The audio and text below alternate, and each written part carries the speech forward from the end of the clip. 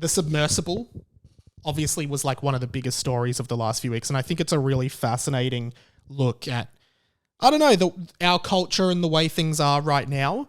Of course, if you don't know, the story ended with it being confirmed that there was a catastrophic implosion on the Titanic or the Titan submersible that resulted in the deaths of the 5 people on board. There's a lot to talk about here, a lot to unpack with this, right? I think first is one, it's like it's horrible that it happened in a good way. It was like good that it happened instantly. Like it was an instant implosion that would have killed everyone on board instantly, as opposed to them being stuck on the bottom of the ocean with limited oxygen supply, just counting down, hoping someone would find them. I think it's better that it was like an instant, I suppose, painless death. But also to all the people being like, are we going to find the bodies? Like, are they doing Google implosion? Like, there won't be any bodies. There's nothing left of those people. I'm telling you now. It would have just been a big, they're gone. And I think what's interesting about it, and of course there's been a lot of commentary around how OceanGate, which is the company that ran the submersible, the CEO of which, Stockton Rush or something, was on board the submersible and died. They weren't safe. Like, they were deliberately cutting corners, cutting safety corners, trying to get as much money as possible to do these dives. And when they were warned by like actual professional deep sea diving companies that this isn't safe, you shouldn't be doing it, they were like, well, they just don't get they don't get the innovation we're doing. They don't get how important it is for us to like be, progressing science in this way by just doing it and defying the odds. And like, it had run a few times before this fatal incident, right?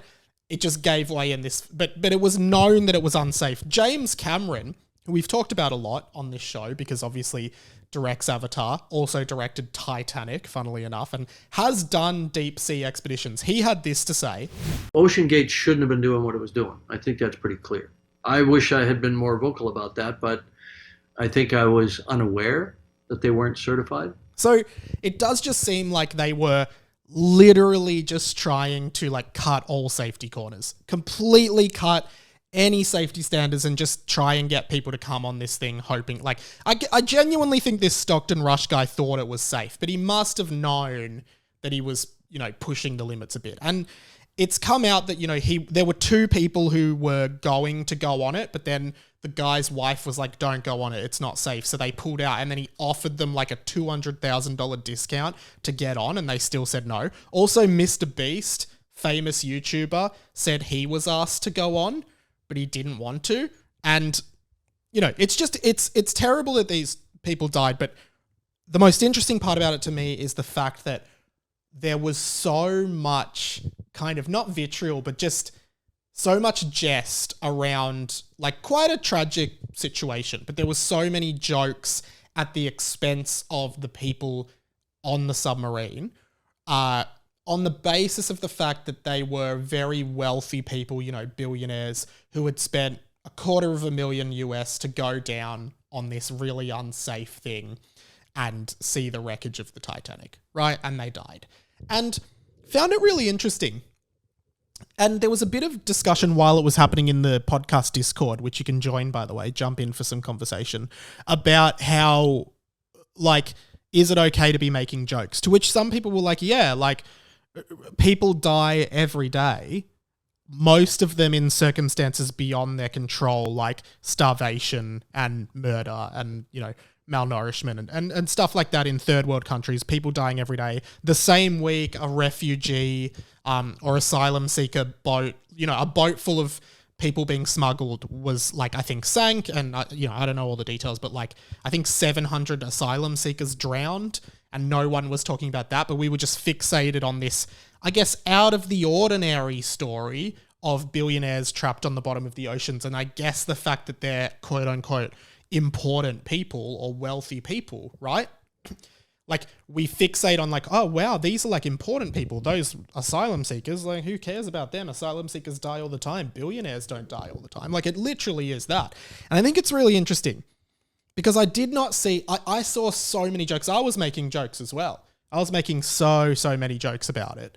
And I kind of wondered why, because I am an empathetic person and I was like, oh, it would suck if they, like, it does suck for them. It would be horrible for them. But also, I think the reason why people felt so comfortable making jokes about the billionaires on the submersible is because there genuinely is now, maybe more than I've ever noticed in the past, a huge discrepancy because of like the rise of cost of living and how quickly inflation is happening, and like post-pandemic, you know, cost rises, and how like so many billionaires made so much money in the pandemic where so many ordinary people lost so much money.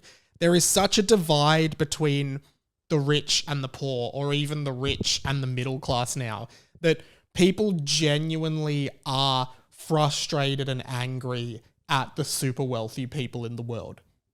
And like, the irony of them using that wealth to go and do something purely for self-aggrandizing, like going on this expedition to the bottom of the ocean and to see the Titanic, something only billionaires can dream of doing, you know, something where you're like the idea of any of us average people listening having $250,000 to spend on something like that, right?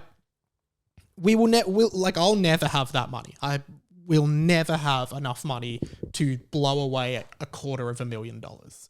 I just never will. And I think a lot of the humor came from, well, you know, these are billionaires, they have enough money to do whatever they want. And maybe when you have so much money that you can do whatever you want, everything just loses meaning, and you just like, you're constantly searching for something to do. Because you do have to think about, like, I'm really lucky. Like, I like have a stable-ish income, and I'm like, I've got savings, and, you know, I'm thankfully and gratefully not struggling for money at the moment. But, you know, like, I still have to work. I couldn't stop working today and be fine.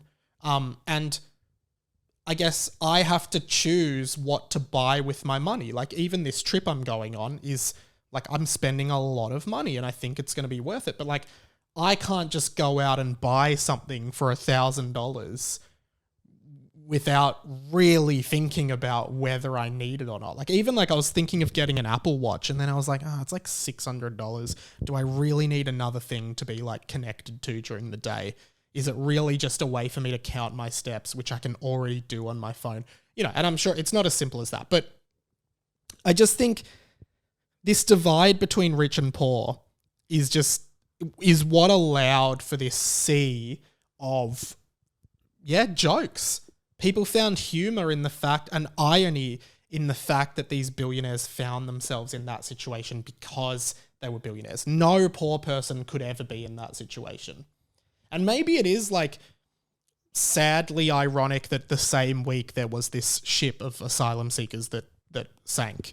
You know, maybe that is like this peppered irony of the whole situation, in which, you know, while all of these sort of poor people who, you know, just are trying to stay alive died, these super wealthy people who had every opportunity in the world, and who with their money could have probably saved all of those people and could have done so much good for the world, but they were instead spending $250,000 on going to see the Titanic debris.